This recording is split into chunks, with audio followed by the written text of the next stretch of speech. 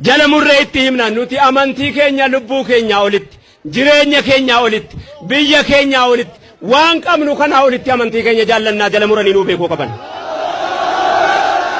Isaaf jiraanna waan ta'eef biyyi nagaa ta'uu kan nuti barbaanneef biyya Itoophiyaa kana keessatti tokko maqaa Oromummaatiin akka cabne namuu beekamaadha. Eenyunuu kana jala sararee beeka. Lammaffaa walqixa maqaa Oromummaatiin cabne sana maqaa Islaamaatiin cabne kana beeytan. Hundi keessanuu seenaa kaleessa dabarfata.